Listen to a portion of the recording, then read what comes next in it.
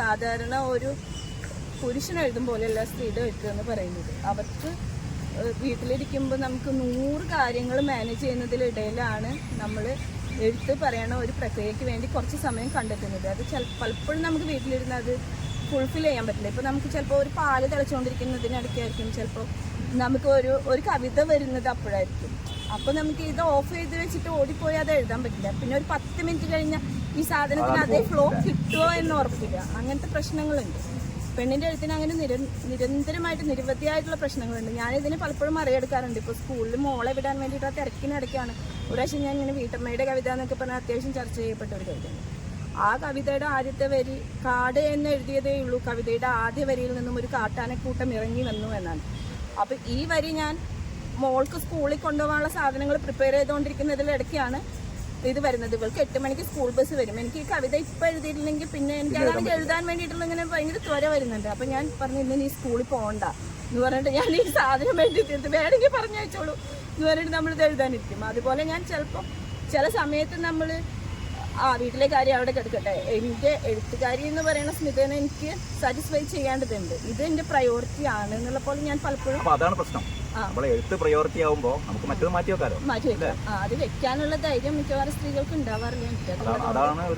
ഞാനത് ഇപ്പൊ മോൾക്ക് ഒരു 2-3 വയസ്സുള്ളപ്പോൾ തൊട്ടിട്ട് ഞാൻ എഴുത്തിൽ സജീവമാവാൻ തുടങ്ങിയിട്ടുണ്ട്. അപ്പൊ അത് സജീവമാവുന്നത് ഞാൻ ചില സാധനങ്ങളെ എൻ്റെ താല്പര്യങ്ങൾക്ക് ഞാൻ പ്രയോറിറ്റി കൊടുക്കുന്നത് കൊണ്ട് തന്നെയാണ്. എനിക്ക് തോന്നുന്നത് ഈ പെണ്ണിൻ്റെ സ്വാതന്ത്ര്യം എന്ന് പറയുന്നതോ അല്ലെങ്കിൽ അവളുടെ ആത്മാവിഷ്കാരത്തിനുള്ള സാധ്യതകൾ എന്ന് പറയുന്നതോ ഇതൊന്നും നമുക്ക് ആരും കൈ കൊണ്ടുവന്ന് തരുമൊന്നുമില്ല. അത് നമ്മളത് എടുക്കാനുള്ള ധൈര്യം ഉണ്ടാവുക, നമ്മളത് കണ്ടെത്തുക എന്നുള്ളത് നമ്മുടെ ഉത്തരവാദിത്തമാണ്. എഴുതുമെന്ന് ഞാൻ തിരിച്ചറിയാൻ ഇതെൻ്റെ ഒരു പ്രസക്തിയുണ്ട്. ഞാൻ എഴുതുന്നതിന് എന്നൊക്കെ തിരിച്ചറിയാൻ തുടങ്ങിയത് നമ്മളൊരു ഹൈസ്കൂൾ തലത്തിലൊക്കെ എത്തുമ്പോൾ തൊട്ടിട്ടാണ്. നമ്മുടെ കുഞ്ഞു എഴുത്തുകളെ നോട്ട് പുസ്തകങ്ങളിൽ നിന്നൊക്കെ അധ്യാപകർ കണ്ടെടുക്കുന്ന ഒരു ഇത് കൊള്ളാലോ എന്ന് പറയുന്ന അതിന്റെ ഒരു അപ്രീസിയേഷൻ നമുക്ക് നൽകുന്ന ഒരു ആത്മവിശ്വാസം സ്കൂളിൽ നിന്നാണ്.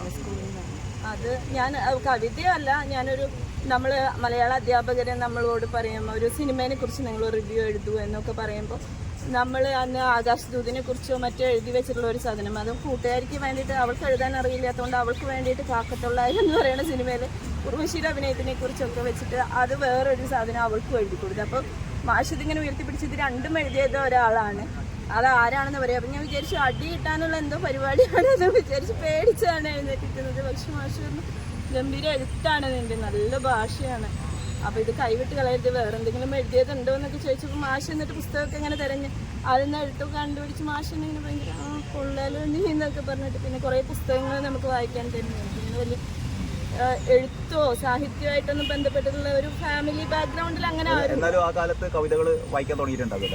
നമ്മൾ വേറെ എന്തൊക്കെയോ ആണ് വായിച്ചുകൊണ്ടിരുന്നിരുന്നത്. ഞാൻ എന്നാൽ ഇപ്പം ചോദിക്കുമ്പോൾ ഇപ്പോൾ നമ്മളെ മോട്ടിവേറ്റ് ചെയ്ത ഒരു മലയാള കവി ആരായിരിക്കും?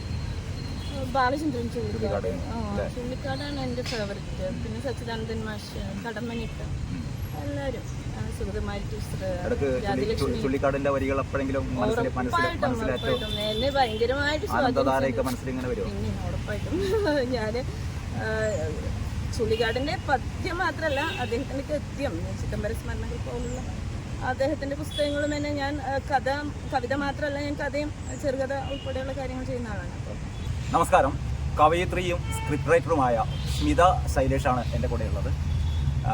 കേരളത്തിൽ ഈ സ്ക്രിപ്റ്റ് റൈറ്റേഴ്സ് സ്ത്രീകൾ അപൂർവമാണെന്നാണ് എനിക്ക് തോന്നുന്നത്. ബാക്കിയുള്ള വിശേഷങ്ങൾ നമുക്ക് സ്മിതയോട് തന്നെ ചോദിക്കാം. ആദ്യം തന്നെ സ്ക്രിപ്റ്റ് റൈറ്റിംഗ് എന്ന വിഭാഗം നമുക്ക് തുടങ്ങാം. ഈ നമ്മുടെ പ്രിയൻ്റെ സിനിമയിൽ അല്ലേ, ഒന്ന് പറയാം എങ്ങനെയായിരുന്നു? ഞാൻ നിരന്തരം ഈ സാഹിത്യ അക്കാദമിയുമായിട്ട് ബന്ധപ്പെട്ടിട്ട് ഇവിടുത്തെ സ്ഥിര സാന്നിധ്യം, ഇവിടുത്തെ ഈ സർപ്പഗഞ്ചിമരം പോലെയൊക്കെ ഇവിടെ വേര് പിടിച്ച ഒരു മനുഷ്യനാണ് ഞാൻ. അപ്പോൾ ഇവിടെ വെച്ചിട്ടുള്ള പ്രിയന്റെ സൗഹൃദങ്ങളൊക്കെ ഇവിടെ നിന്നാണ്. പ്രിയനുമായിട്ട് പരിചയപ്പെടുന്നതും ഞങ്ങൾ നല്ല സുഹൃത്തുക്കളൊക്കെ ആവുന്നതൊക്കെ ഇവിടെ വെച്ചിട്ടാണ്. പിന്നെ പ്രിയേട്ടൻ എൻ്റെ കവിതകളുടെ നിരന്തരമായിട്ട് എൻ്റെ കവിതകൾ വായിക്കുന്ന ഒരു മനുഷ്യനാണ്. അപ്പോൾ അതുകൊണ്ട് തന്നെ പ്രിയൻ എൻ്റെ കവിതകളോടുള്ള ആഭിമുഖ്യം കൊണ്ടായിരിക്കും ഒരു സ്ത്രീപക്ഷ സിനിമയെ കുറിച്ച് ആലോചിച്ചപ്പോൾ അതിൻ്റെ സ്ക്രിപ്റ്റിന് വേണ്ടി എന്നെ തിരഞ്ഞെടുത്തത് അതുകൊണ്ടായിരിക്കും എന്നാണ് ഞാൻ വിചാരിക്കുന്നത്. ഞാൻ ഫെമൈനായിട്ടുള്ള ഇമോഷൻസാണ് എൻ്റെ കവിതകളിൽ നിരന്തരമായിട്ട് എഴുതിക്കൊണ്ടിരിക്കുന്നത്, പെൺവിഷയങ്ങളാണ്.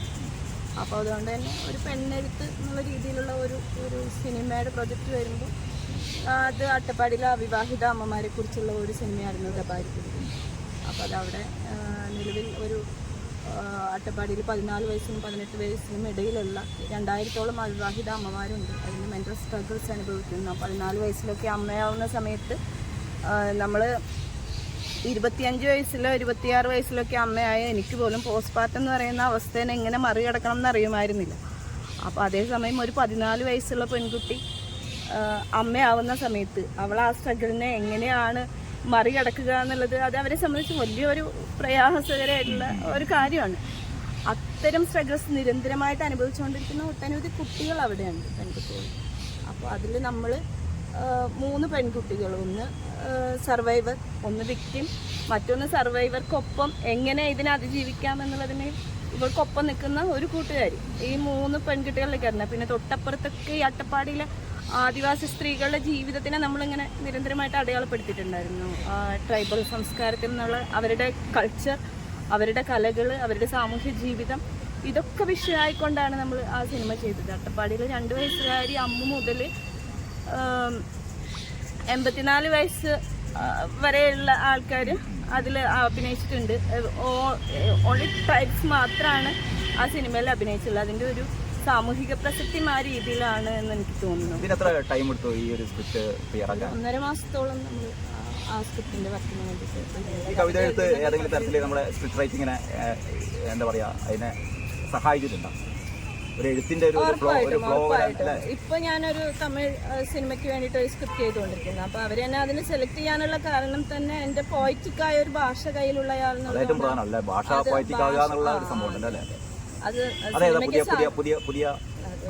അത് നമുക്ക് അങ്ങനെ വേറെ ഈ പുതിയ നമ്മുടെ എഴുതാൻ ആഗ്രഹിക്കുന്ന ഒരുപാട് ആൾക്കാരുണ്ടാവില്ല. അപ്പം സ്മിത നേരത്തെ പറഞ്ഞു, ഒരു അധ്യാപകന്റെ ഒരു മോട്ടിവേഷൻ ഉണ്ടായി, പിന്നെ വളരെ യാദൃച്ഛികമായി നമ്മളെ പ്രിയനെ കണ്ടുമുട്ടുന്നു. അപ്പൊ അങ്ങനെ ഒരു യാദൃച്ഛികതയുടെ ഒരു പരമ്പരയാണ് അല്ലേ? അതല്ലാത്ത ഒരു നമ്മുടെ എയിം ഇത് തന്നെയായിരുന്നു. എൻ്റെ സിനിമ എൻ്റെ ഡ്രീം തന്നെയാണ്. അതൊരു ഞാൻ ജേർണലിസ്റ്റ് ആയിരുന്നു. മാധ്യമ പ്രവർത്തനം വിട്ടിട്ട് ഞാനിനി സിനിമയെ ചെയ്യുള്ളൂ എന്ന് വിചാരിച്ച് ഇതാണ് എൻ്റെ സ്വപ്നം, ഞാൻ ഇവിടെ തന്നെ നിൽക്കും എന്നുള്ള ഒരു തരം ഇച്ഛാശക്തി എനിക്കുണ്ടായിരുന്നു. ഞാൻ അതിന് വേണ്ടി പ്രയത്നിക്കുന്നുണ്ടായിരുന്നു. അപ്പം നമ്മൾ അത്തരം താല്പര്യങ്ങൾ പലരോട് പങ്കുവെക്കുന്നതിൻ്റെ കൂട്ടത്തിലാണ് പ്രിയേട്ടൻ നിനക്കിത് ചെയ്യാൻ പറ്റും എന്നൊക്കെ പറഞ്ഞ് നമ്മളെ ഏൽപ്പിക്കുന്നത്. സിനിമ നമ്മളെ ഏൽപ്പിക്കുന്നത് അങ്ങനെ. ഉറപ്പായിട്ട് സ്വന്തം ഒരു സിനിമ ചെയ്യും, അത് ചെയ്യും. അത് ഞാൻ ഉൾപ്പെടെ ഞാൻ ഉറപ്പായിട്ടും ഒരു ഫീമെയിൽ ബേസ്ഡ് സബ്ജക്റ്റ് ആയിരിക്കും ഞാൻ സെലക്ട് ചെയ്യുക. അത് ഞാൻ നിരന്തരമായിട്ട് എൻ്റെ കൺമുന്നിൽ അനുഭവിക്കുന്ന എൻ്റെ സാമൂഹ്യ ജീവിതത്തിനിടയിൽ ഞാൻ അനുഭവിച്ചിട്ടില്ല, ഞാൻ അറിഞ്ഞിട്ടില്ല, ഞാൻ കേട്ടിട്ടില്ല ഒരു 100 കണക്കിന് സ്ത്രീകളുടെ ജീവിതം. ഇവരിങ്ങനെ ഓരോ സ്ത്രീയും സഞ്ചരിക്കുന്ന ഓരോ സംഘർഷമാഭിനികളാണ് എന്നാണ് ഞാൻ വിചാരിക്കുന്നത്. അപ്പോൾ ആ പെണ്ണുങ്ങളെ അടയാളപ്പെടുത്താനുള്ള ഒരു ഇതാണ്, എൻ്റെ സാമൂഹ്യ ജീവിതത്തിനെ അടയാളപ്പെടുത്താനുള്ള ഒരു ഇതാണ് എനിക്ക് സിനിമ എന്നാണ് ഞാൻ വിചാരിക്കുന്നത്. സിനിമയാണെങ്കിലും എൻ്റെ കലാരൂപങ്ങളൊക്കെ ആണെങ്കിലും എൻ്റെ കയ്യിലുള്ള എഴുത്താണെങ്കിലും ഒക്കെ അത് എന്നിലെ സാമൂഹ്യ ജീവിനെ തൃപ്തിപ്പെടുത്തുന്ന രീതിയിലുള്ളതായിരിക്കും. അത് ഹൈലി പൊളിറ്റിക്കലായിരിക്കും.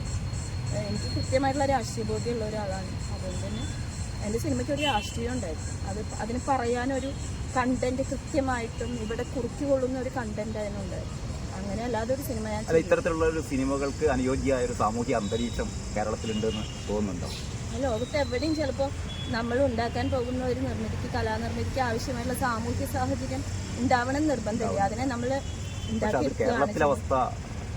എനിക്ക് തോന്നുന്നു കമ്പാരിറ്റീവ്ലി ഇന്ത്യയിലെ മറ്റ് ഏത് സംസ്ഥാനത്തേക്കാളും ബെറ്റർ സാമൂഹികാവസ്ഥ ഉള്ളത് കേരളത്തിലാണെന്ന് ഞാൻ വിചാരിക്കുന്നു. കാരണം ഇവിടെയാണ് ഇടതുപക്ഷം അവസ്ഥ ഇവിടെ അവശേഷിക്കുന്നുണ്ട് ഇപ്പോഴും. അതുകൊണ്ട് എനിക്ക് ഇടതുപക്ഷ മൂല്യങ്ങളൊക്കെ ഉണ്ട് എന്ന് വിശ്വസിക്കുന്നുണ്ടോ?